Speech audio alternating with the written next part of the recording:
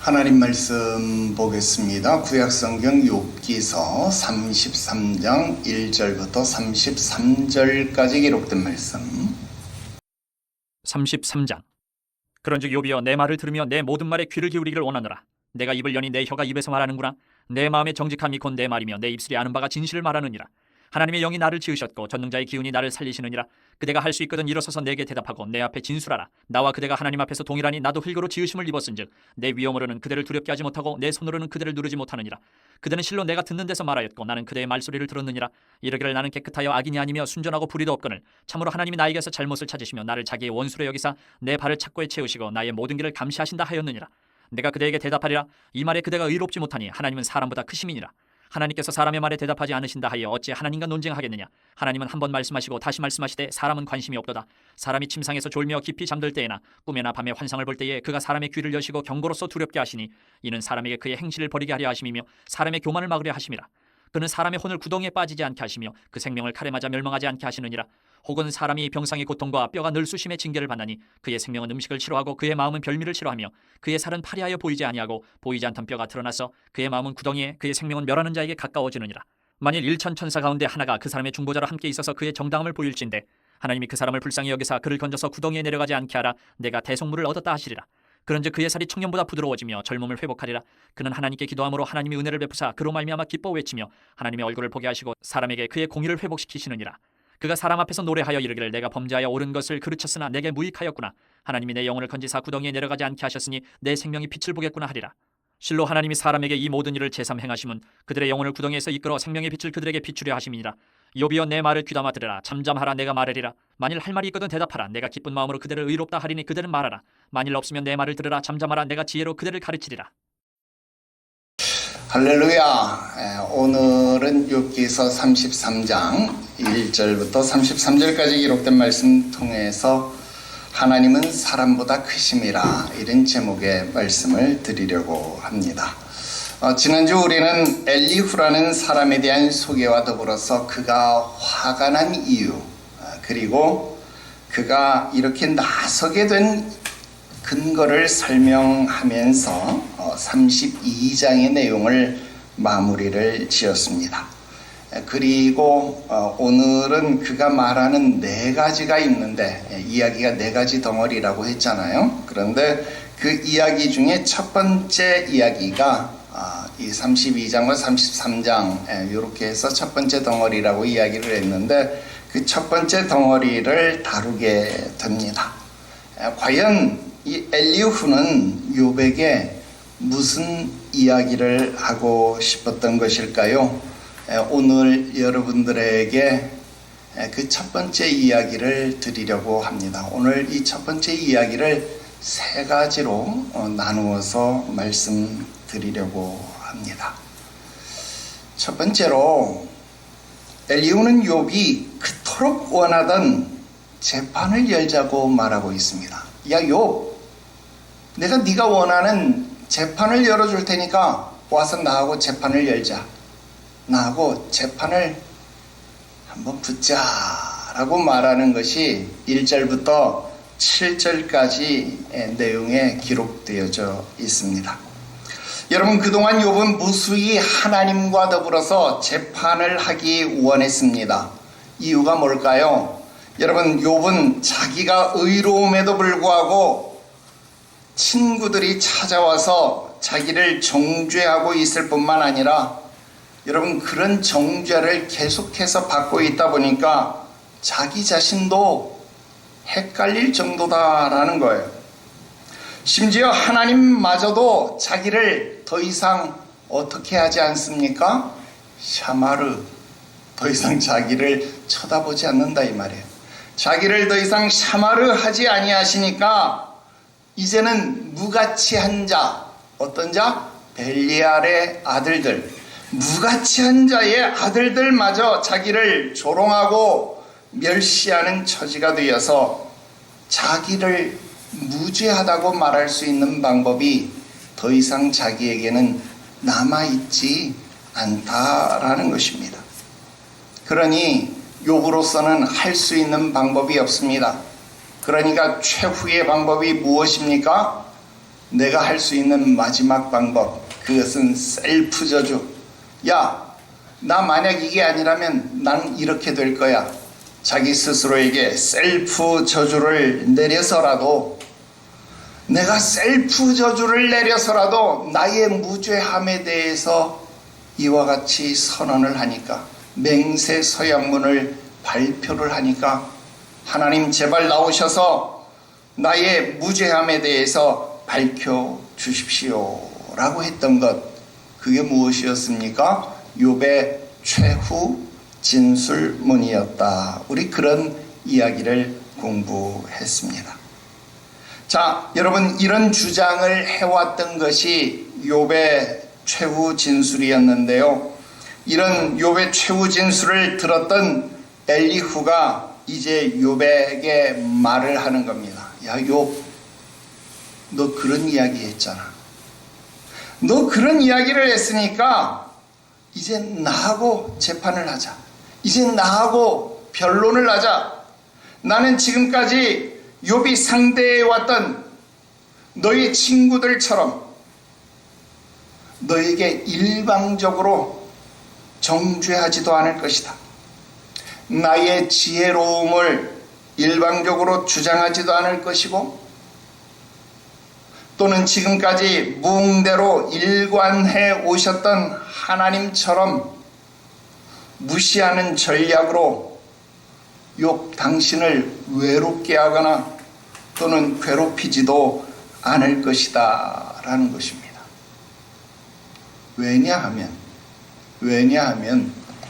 당신, 욥이나 나나, 당신과 나는 똑같이 하나님 앞에서 피조물로 동일한 존재이기 때문에, 똑같은 지위를 가진 존재이기 때문에 그저 당신과 나는 똑같은 지위, 똑같은 존재로서 대화할 수 있는 대화의 파트너일 뿐이다.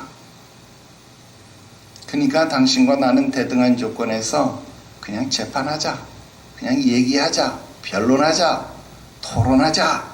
여러분, 이렇게 제안을 하고 있는 것입니다. 그것도 5절에 보니까 어떤 단어를 사용하고 있어요? 진술.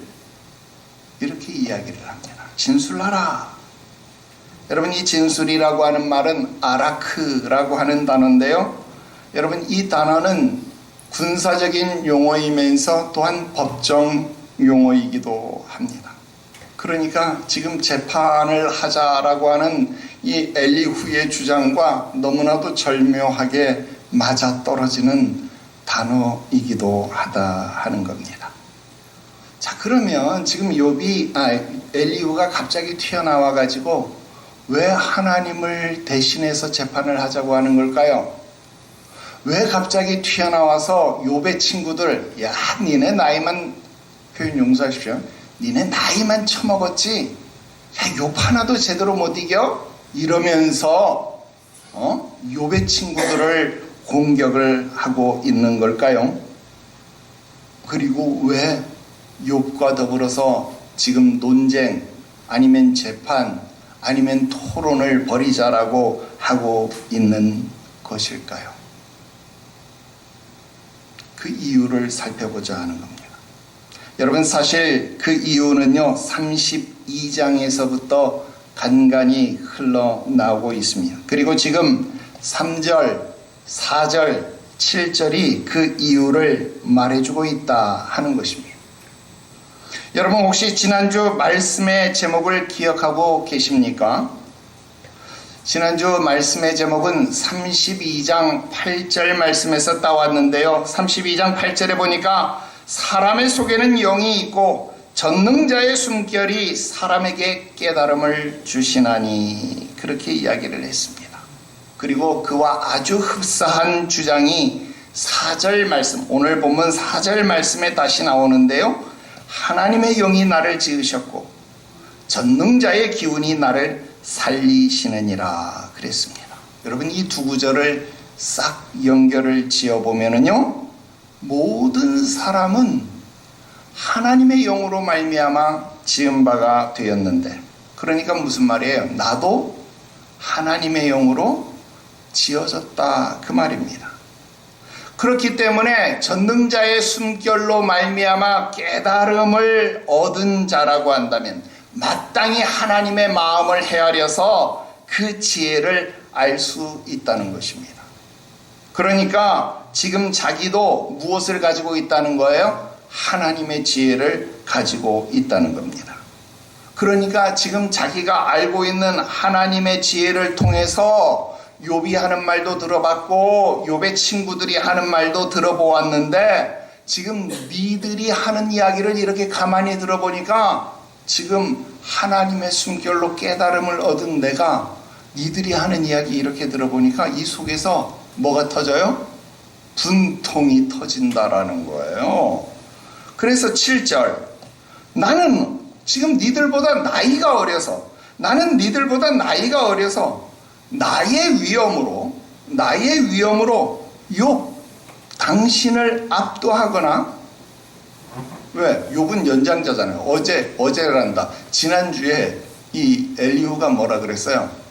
나이가 많은 사람이 당연히 어린 사람을 가르쳐야 돼요. 엘리후가 예의가 바르잖아요. 그죠? 그러니까 나는 지금 어리기 때문에 나의 위엄으로 당신을 압도할 수 없어요. 또 나의 실력으로는 당신을 누를 수 없어요. 그러니까 나의 실력으로는 당신을 이길 수 없을 겁니다. 그러나 3절, 나의 마음은 어떻다는 거예요? 나의 마음은 정직합니다. 어떻게 정직한 거예요? 나의 마음은 하나님의 영으로 지음받았기 때문에 정직하다는 거예요. 그러니까 내 마음의 정직함을 무기 삼아서 나는 당신과 더불어 논쟁하겠다, 그것입니다. 여러분 대단하지 않아요? 엘리후에게 박수를 보내요. 내가 진짜 엘리후가 대단한 것 같습니다. 여러분 욥만 의롭고 경건한 것이 아닙니다. 가만 보니까요, 엘리후도요 정말로 의롭고 경건한 사람입니다. 정말 이런 모습 보니까, 이런 말을 하는 것 보니까 엘리후 역시 하나님 앞에서 의롭고 경건한 삶을 살았다라고 내가 보기에 확실해 보인다라는 거예요. 그리고 저런 정도의 식견, 저런 정도의 논리라고 한다면 얼마든지 대화가 가능하고 얼마든지 토론이 건설적일 수 있겠다, 그런 생각이 듭니다. 여러분 교회 안에서도 사회 안에서도 나라에서도 저런 격식 있는 토론, 저런 격식 있는 대화의 장이 좀 열렸으면 좋겠습니다. 그죠? 지금도 여러분 국회에서 국감기간 아닙니까? 여러분 맨날 국감기간 여러분 뉴스 틀면 무슨 소리만 들려요? 국회의원들이 호통치고 피감기간 또는 기업인들 불러서 막 호통치고 무안 주고, 여러분 그런 것만 맨날 우리 뉴스에서 보잖아요. 제발 좀 그런 거 좀 안 봤으면 좋겠어요. 여러분 앞으로 호통치는 국회의원 뽑지 맙시다 우리. 에? 호통치라고 국회의원 뽑은 거 아니잖아요. 좀 팩트를 가지고 논리를 가지고 정말 감사하고, 그 감사는 인사감사 말고요, 감사를 좀 제대로 하고 제대로 살펴보고 세금이 새어나가는 곳 없는지, 잘못 일처리하는 것은 없는지 좀 제대로 좀 살펴보는 그런 국회의원들이 있으면 정말 좋겠다, 그런 생각을 해보게 됩니다.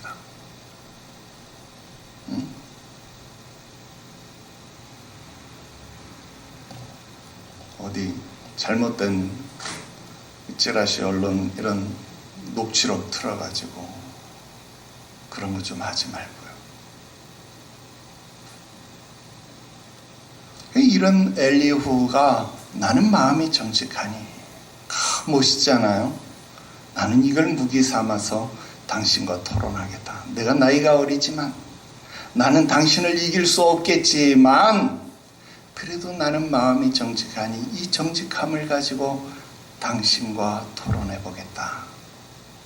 그러니 염려하지 말고 나하고 토론의 장으로, 나하고 이 재판의 장으로 한번 나와보지 않겠습니까? 지금 욥을 그 재판의 장으로 초대하고 있는 것이 1절부터 7절까지의 내용입니다. 자, 여러분 7절까지 공부 다 했습니다. 자, 그 다음 두 번째 말씀드릴게요.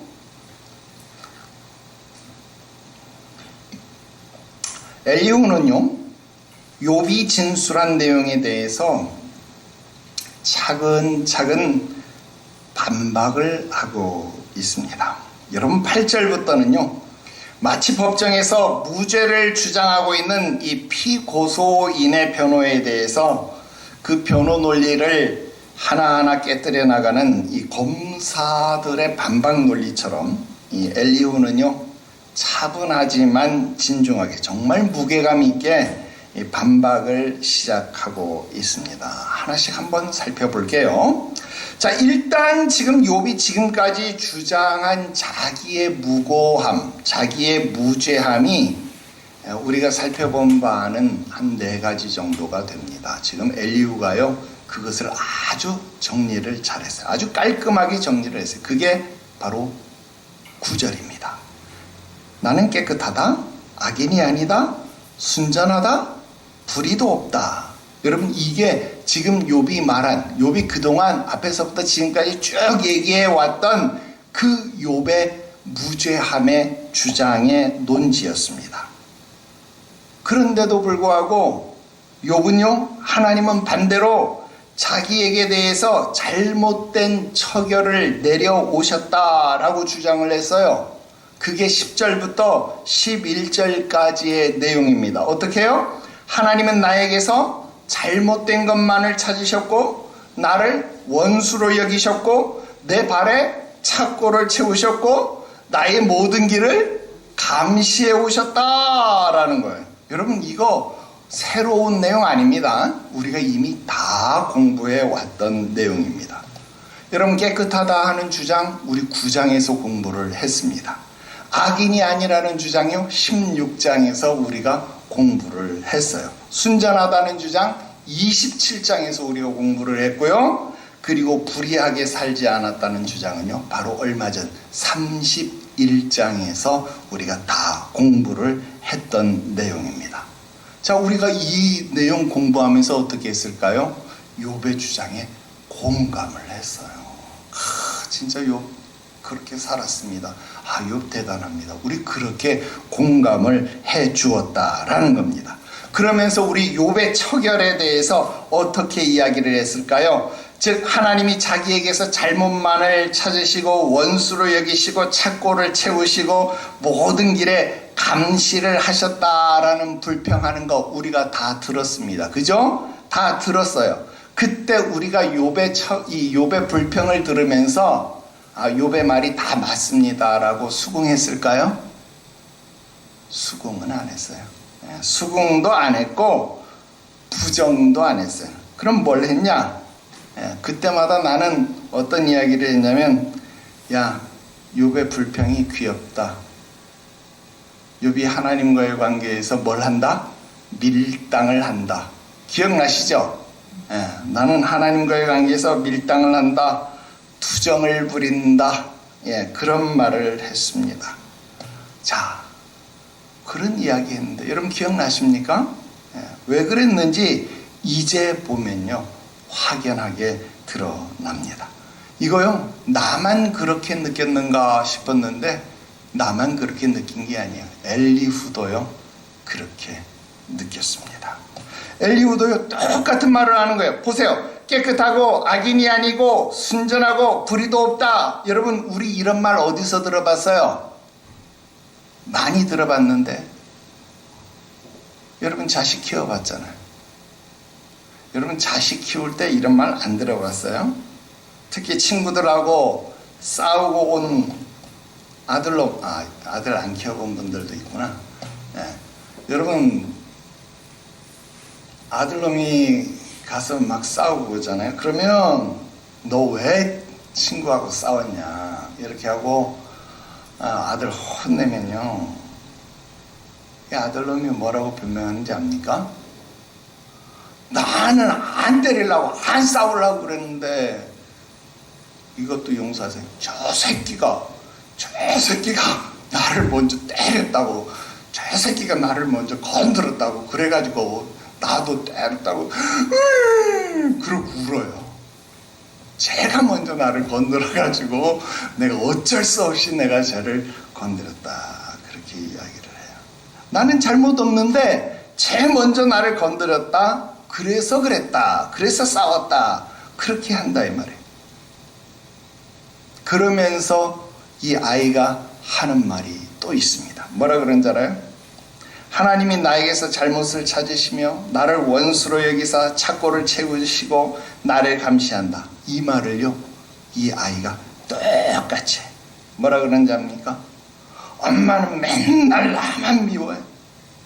엄마는 맨날 나 못하는 것만 보고, 엄마는 맨날 나 숙제 하나 안 하나 그것만 감시하지. 나 엄마 미워. 여러분 이 말 합니까 안 합니까? 여러분 아이들이요 이 말을 합니다. 그래서 이 말을 해본 경험이 있던 내가요, 이 말을 해본 경험이 있던 내가 욥이 이런 말을 하는 것을 보니까 이게 뭐처럼 보이는 거예요. 어른이 된 내가 욥이 이 말 하는 것을 보니까 꼭 투정 부리는 것 같더라 이 말이에요. 그래가지고 야, 이거 투정 부리는 것 같은데, 그런 생각했다 이 말이에요. 그래서 이거 투정 부리는 것 같아요. 여러분들에게 그렇게 제가 주석을 해드렸는데, 점잖았던 엘리후가요 똑같은 말을 하는 겁니다. 그래서 이 점잖은 엘리후가 오늘 본문에서 뭐라고 말합니까? 자, 오늘 제목이 바로 거기서 나옵니다. 이 모든 말에 그대가 의롭지 못하다.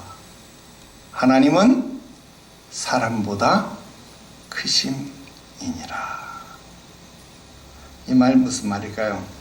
하나님이 그대의 말 같지 않은 말에 어찌 일일이 응대하겠느냐? 어찌 일일이 응대해서 네 말 같지 않은 말에 일일이 응대해서 대꾸해 주시겠느냐? 논쟁하시겠느냐? 이것입니다. 더 풀어서 이야기를 하면, 욥, 당신 투정은 집에 가서 하시오, 이 말입니다. 여러분 지금 엘리후가 저하고 똑같은 이야기를 하는 겁니다. 자, 이제 마지막 세 번째 말씀 드립니다. 엘리후는 하나님의 침묵하심에 대해서 욥에게 교훈하고 있습니다. 자, 지난 시간 32장 9절 말씀에서요, 어른이라고 지혜롭거나 노인이라고 정의를 깨닫는 것이 아니다, 그런 말을 엘리후가 했잖아요. 자, 제일 어린 자였던 엘리후가요, 감히 지금 자기가 깨달은 그 지혜를 통해서, 자기가 깨달은 지혜를 통해서 하나님의 침묵하심에 대해서 지금 욥에게 가르침을 주려고 하고 있습니다. 여러분, 사람들이 보기에 하나님은 말씀하지 않는다, 하나님은 응답하지 않는다, 그런 생각을 합니다. 지금도 우리는 그렇게 생각하죠. 우리는 통성기도하고 금식기도하고 작정기도하고 새벽기도하고 철야기도하고 하나님 앞에 날마다 부르짖어 간구하는데 하나님이 도통 우리 기도에 응답하지 않는다, 그런 생각을 한다 이 말이에요. 그런데 지금 엘리후는요, 그 침묵하심, 하나님의 침묵하심에 대해서 우리에게 자기의 깨달음을 욥에게 가르쳐 주듯 우리에게도 지금 가르쳐 주고 있다는 거예요. 그 가르쳐 줌이 무엇이냐? 사실은 하나님은 말씀하지 않는 게 아니라 하나님은 항상 말씀하신다라는 거예요. 하나님은 응답해 주지 않는 것이 아니라 항상 응답하신다라는 겁니다. 하나님은 항상 우리에게 말씀하시지만 인간이 듣지 않으려 한다는 거예요. 하나님은 말씀하지만 그것도 아주 다양한 경로를 통해서 우리에게 말씀하지만 우리가 그것을 듣지 않고 무시하고 지나쳐 버린다라는 겁니다. 자, 하나님이 우리에게 말씀하시는 경로가 어떨까요? 어떤 경로를 통해서 우리에게 말씀하실까요? 지금 엘리후가 우리에게 가르쳐 주시는 하나님의 말씀하시는 경로가요, 크게 두 가지로 나타나고 있는데요. 첫 번째는 주어지는 계시의 방법이 밤의 깊은 잠이나 또는 잠깐의 졸음을 통해서도 하나님은 꿈이나 환상을 통해서 말씀하실 수 있다라는 겁니다.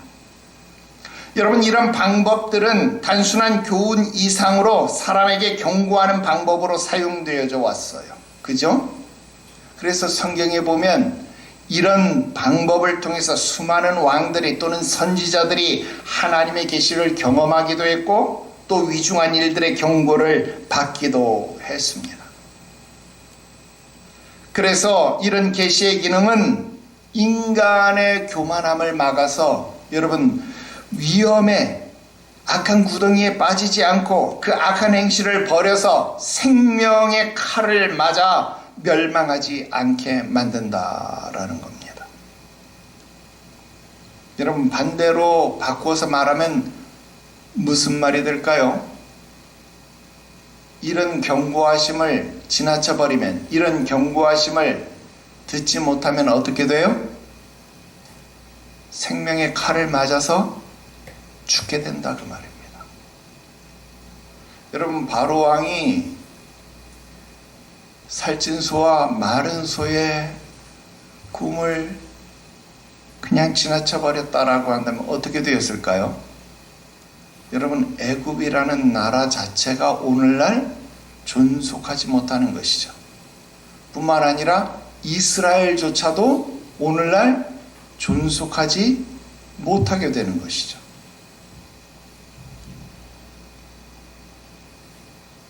설령 그 꿈을 해석한다고 할지라도 요셉을 총리로 세우지 아니하였다라면 여러분, 그와 같은 일들이 이루어질 수 없게 되어진다라는 겁니다. 하나님의 경고하심, 하나님의 말씀하심을 들었을 때에 그 일들을 무관심하지 않고 무신경하지 않고 흘려보내지 아니하고 그것에 겸비해서 겸손해서 그것을 온전히 들었을 때에 어떻게 되는 거예요? 생명을 구원하게 된다라는 겁니다. 여러분, 흔히 말하는 개꿈에 사로잡히는 것도 문제죠. 그래서 똥꿈 꿨다고 가서 로또 사고 돼지꿈 꿨다고 가서 로또 사고 여러분 그런 일 많이 하잖아요. 그죠? 그런데 하나님의 현몽하심을 깨닫지 못하는 것, 그거 정말 심각한 문제 아닙니까?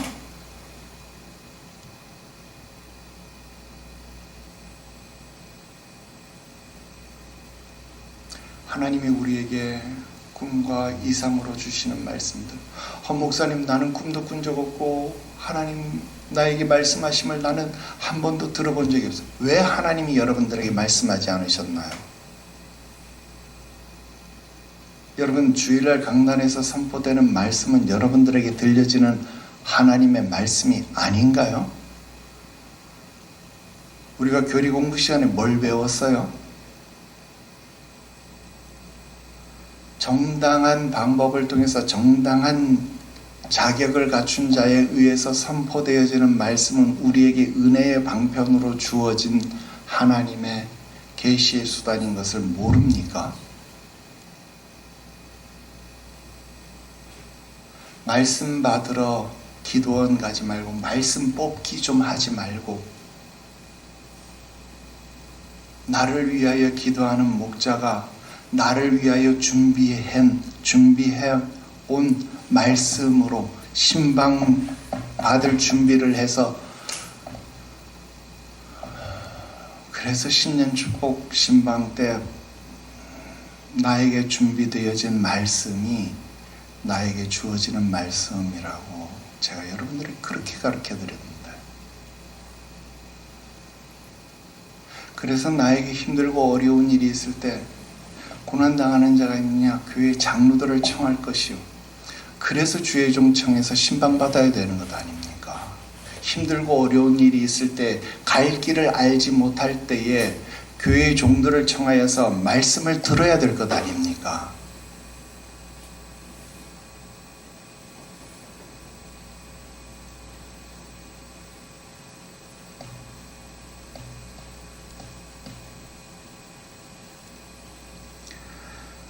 하나님의 현모하심을 깨닫지 못하는 그 심각한 문제다라는 겁니다. 여러분, 교회의 꿈과 비전을 보지 못하는 것 심각한 문제다라는 겁니다. 나라의 꿈과 비전을 보지 못하는 것, 그것을 제시하지 못하는 지도자, 심각한 문제다라는 것입니다.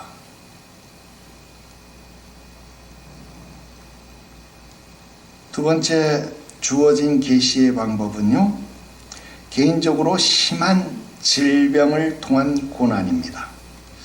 여러분, 오늘 말씀에 주어진 이 질병을 통한 고난, 이것을 이해하기 위해서는요, 먼저 이 질병에 대한 일련의 이해가 필요합니다. 먼저 우리 인간이 질병에 이르는 원인은요, 좀 다양해요. 우리가 한 4가지 정도 생각을 해볼 수 있는데요. 그중 첫 번째는 우리가 부주의함으로 발생되는, 얻어지는 질병이 있습니다. 예를 들면 감기와 같은 것, 상해와 같은 질병은요, 우리가 부주의하기 때문에 발생하는 질병입니다. 여러분, 간절기에 이불 안 덮고 자면 감기 걸려요, 안 걸려요? 걸리는 거예요. 그건 그냥 내가 죄지어서 하나님이 주는 질병 아닙니다. 그건 내가 부주의해서 걸리는 질병이에요. 그건 그냥 시험에 드는 질병 아니니까 그냥 약 먹어야 됩니다. 그건 누구 탓할 것도 없어요. 그건 내가 부주의하기 때문에 걸리는 질병. 여러분, 눈 쌓였는데 자기가 슬리퍼 신고 가다 그거 어떻게 돼요? 팔 부러지는 거 당연해요, 안 당연해요? 당연한, 그건 시험 들 거리도 아니고 그건 그냥 잔말 말고 가서 기부스 해야 되는 거예요. 그죠?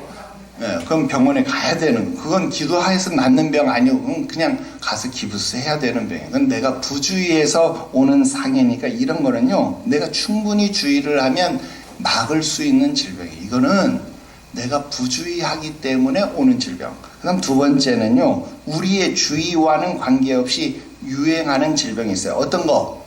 코로나. 우리 다 경험해봤잖아요. 코로나, 또 눈병, 아폴로 눈병, 이런 거. 이런 건 내가 안 걸리고 싶어서 막 주의를 잘하고 손 씻기 잘했는데도 호흡기 관련 질병, 또 수인성 질병이니까, 이런 거는 내가 안 걸리고 싶고 주의를 잘했는데도 어쩔 수 없이 걸려. 여러분, 이런 거는요, 어쩔 수 없이 걸리는 질병이에요. 이런 거는 여러분 회개한다고 낫는 질병 아닙니다.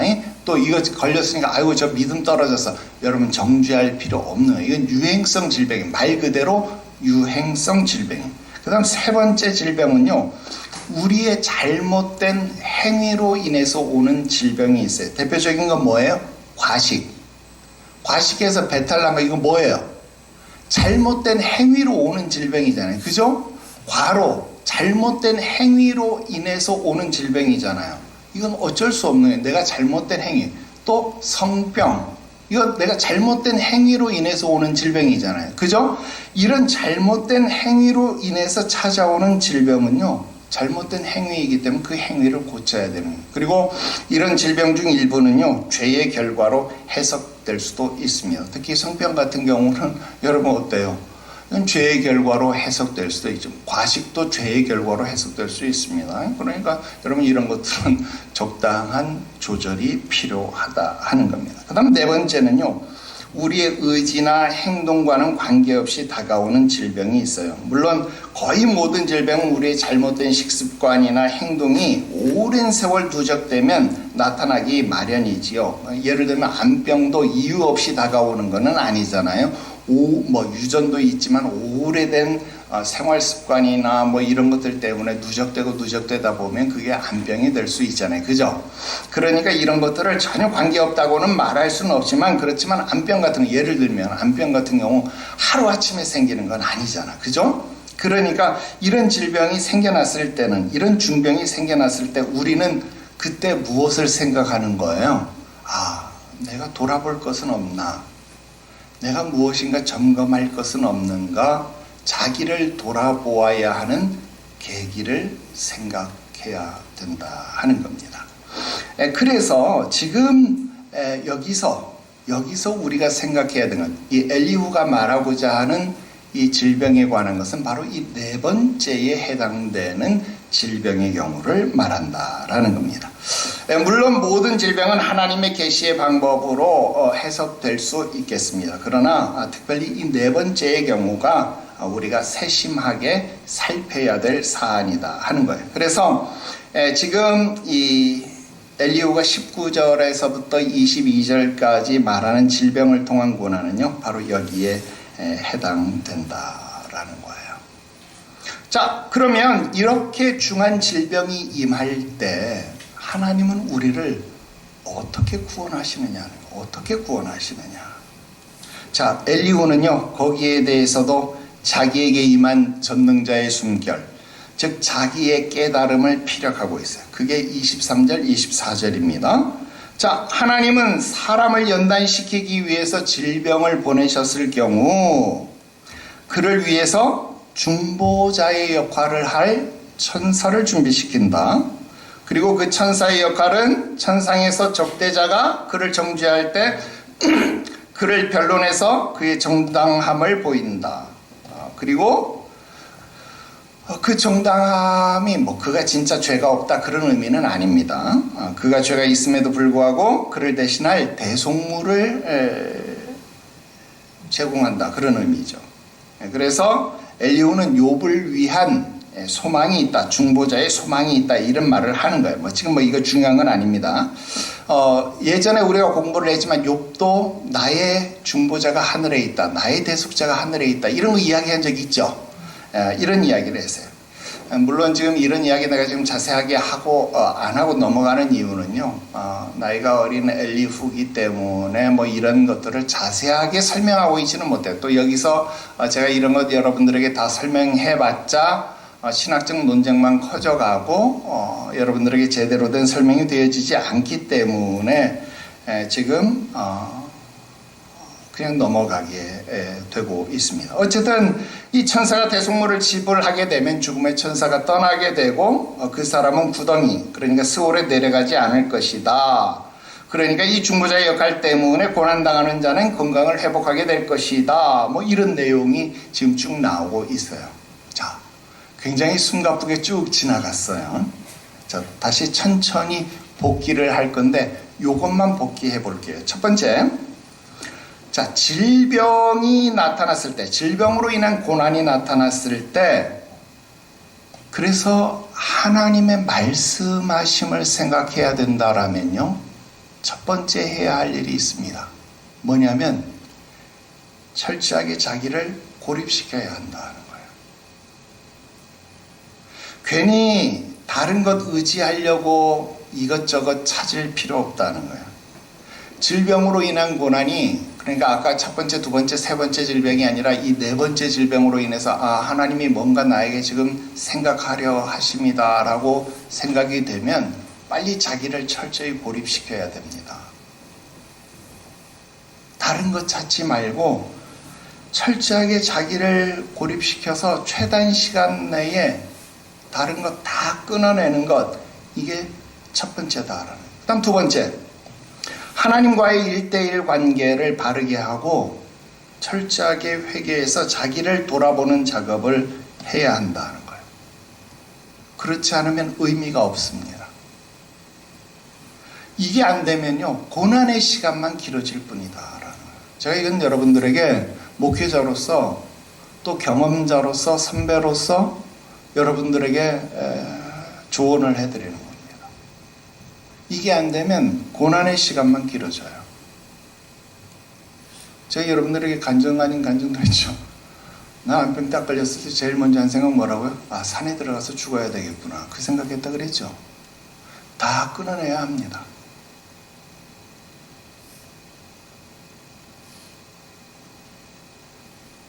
철저하게 회개하고 자신을 돌아보는 작업을 해야 되고, 그 다음 세 번째, 나를 위한 중보자를 찾아야 합니다.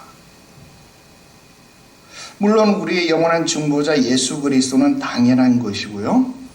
그 다음 진실하게 나를 위해 기도해 줄 수 있는 목회자에게 기도 부탁을 해야 합니다. 그래서요. 지금부터 하는 얘기를 잘 들어서 해야 돼요.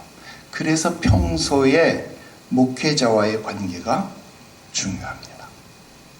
제발, 우리 교회는 그런 거 없습니다만, 제발 대형교회 목회자의 환상에서 벗어나야 합니다. 여러분, 이름도 모르는 대형교회 목회자 환상에서 벗어나시고, 나를 위해 기도해주는, 정말 나를 속속들이 알고 있는 목회자와의 관계를 형성하십시오. 그래서 그 중보자에게 기도 부탁을 해야 합니다. 그 다음은 부모님, 배우자, 자식들. 여러분, 이분들이 진짜 나를 위해서 눈물을 흘리면서 기도해 줄 수 있는 중보자들입니다. 그리고 하나를 더 하자면, 여러분, 우리 교회 나눔 식구들은요, 여러분 진짜 소중한 자들입니다. 이분들은요, 지금 여러분들하고 삼겹줄로 묶여져 있는 자들이에요. 이 삼겹줄의 사랑은 성경에 기록된 대로 끊어지지 않는 사랑이에요. 여러분 경험했잖아요. 이미 나머지 사람들은 다 끊어진 사랑이잖아요.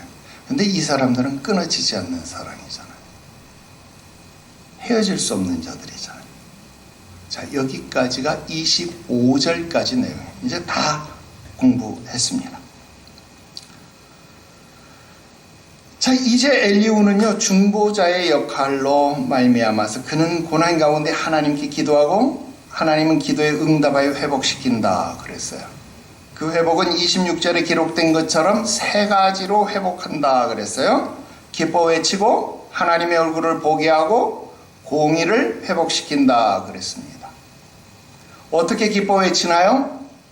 27절, 28절, 질병의 고난에서 구원받은 것을 감사하고 찬송하는 간증과 신앙 고백이 그것입니다. 여러분, 오늘날 많은 사람이 하나님의 고치심을 경험하고도 입을 닦아버려요. 예수님께서 10명의 문둥병자를 고쳤습니다. 그죠? 가서 제사장에게 니들 몸 보여라. 근데 가는 도중에 자기들의 몸이 나은 것을 깨닫고 나머지 9은 사라져버렸어요. 그런데 한 명이 돌아왔어요. 그 한 명이 누굽니까? 사마리아 사람이었어요. 예수님이 한탄을 하는 거예요. 그래서 뭐라고 말씀합니까? 이 이방인 외에는 하나님께 영광을 돌리러 돌아온 자가 없느냐 하시고 그에게 이르시되 가라, 너의 믿음이 너를 구원하였느니라. 여러분, 하나님께 영광을 돌리는 자, 간증하는 자, 찬송하는 자가 되어야 합니다. 기뻐 외치는 자가 되어야 합니다. 그래야 구원을 받습니다. 어떻게 하나님의 얼굴을 보게 하십니까? 28절, 생명의 빛을 보게 하신다 그 말입니다. 그 은혜를 누리게 합니다. 30절, 그 영혼이 구덩이, 즉 스올에서 끌어올려져 생명의 빛을 보게 하신다는 거예요. 여기서 빛은 오르라고 하는 말입니다. 그 오르는요, 하나님의 얼굴에서부터 발산되는 생명의 빛입니다. 생명의 광선이다 그 말이에요. 어떻게 그 공의가 회복됩니까? 29절, 하나님이 그 모든 일을 제3 행하신다 그 말이에요. 이 모든 일을 적극적으로 행하신다 그 말이에요. 2번, 3번 반복하신다 그러는 거예요. 왜 반복하실까요? 그 구원, 그 공의를 완전하게 완벽하게 회복시키시기 위해서 반복하신다는, 그래서 하나님의 뜻이 완전히 서시는 거예요. 이제 결론입니다. 여러분, 나중에 우리가 맨 마지막 42장에 가서 보면 다 알게 되지만 엘리후의 의견이 전부 다 옳은 것은 아닙니다. 그래서 오늘 내가 전부 다 이 내용들, 특히 이 중보자에 관한 천사들에 대한 내용 다 이야기한 것은 아닙니다. 그러나 욥의 친구들보다는 훨씬 진일보되어져 있습니다. 여러분, 욥의 고난을 대하는 태도만 놓고 본다면 여러분 어때요? 엘리바스, 빌닷, 소발은 욥의 죄를, 욥이 죄를 지었기 때문에 고난을 당한다라고 말했습니다. 그래서 욥을 정죄했습니다. 그러니까 욥, 너 회개해라. 네 회개하면 시작 미약했지만 나중 창대해질 거야. 인과 응보의 결론을 이야기했습니다. 그러니까 당연히 욥은 어때요? 억울할 수밖에 없지요. 설령 내가 죄를 지었다고 할지라도 이게 내 자식 전부 다 죽을 정도의 죄냐? 야, 내 재산 전부 다 잃을 정도 죄야? 야, 내 건강 전부 다 잃을 정도의 죄야? 여러분, 욥이 그렇게 항변할 수 있지 않겠습니까? 정말 이게 그렇게 큰 죄면 너는 죄 안 지었냐? 너 자식 다 잃었냐? 너 건강 다 잃었냐? 여러분, 그렇게 항변할 수 있지 않겠습니까? 그렇다면 이 세상에 살아남을 자 누굽니까? 나는 도대체 무슨 죄를 지어서 이렇게 된 것이냐 말할 수 있지 않겠습니까? 그런데 나이도 어린데 엘리후는 남달랐다라는 것입니다. 그는 고난이 다가오는데 이유가 있을 것이다 라는 겁니다. 그 고난을 통해서 하나님이 그에게 말씀하시고자 하는 계시하심이 있을 수 있다라는 것입니다.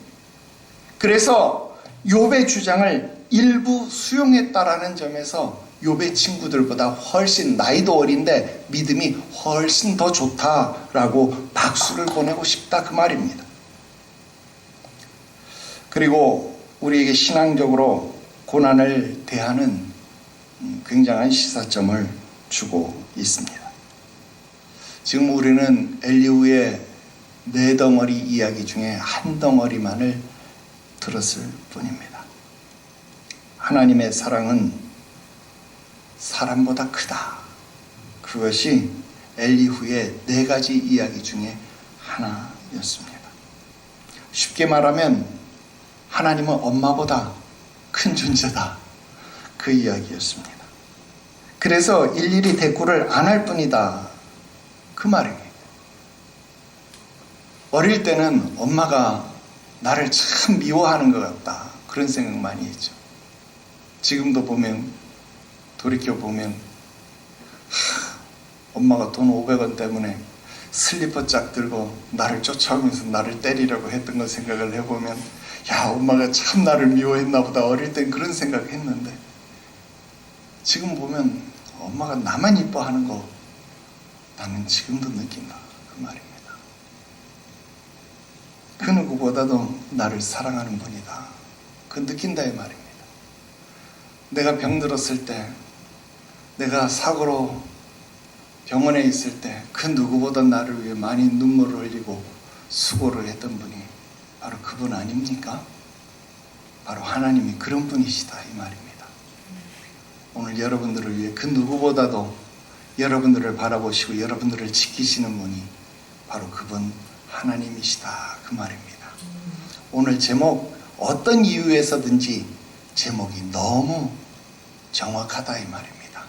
하나님은 사람보다 크심이라. 여러분, 하나님은 그 무엇보다도 크신 분이십니다. 감히 측량할 수 없는 분이십니다. 우리 이따 찬송을 부르겠지만 하늘을 두루마리 삼고 바다를 먹물 삼는다 할지라도 그 큰 하나님의 사랑을 다 기록할 수 없을 것입니다. 오늘 그 사랑에 감업하며 감동하며 오늘 그 사랑으로 충만한 삶을 살아갈 수 있는 저와 여러분들이 되시기를 주 예수의 이름으로 축원합니다. 오늘 여기까지입니다. 기도드립시다. 거룩하신 하나님 아버지, 은혜와 사랑을 감사합니다. 늘 감당을 할 수 없는 사랑을 받으면서도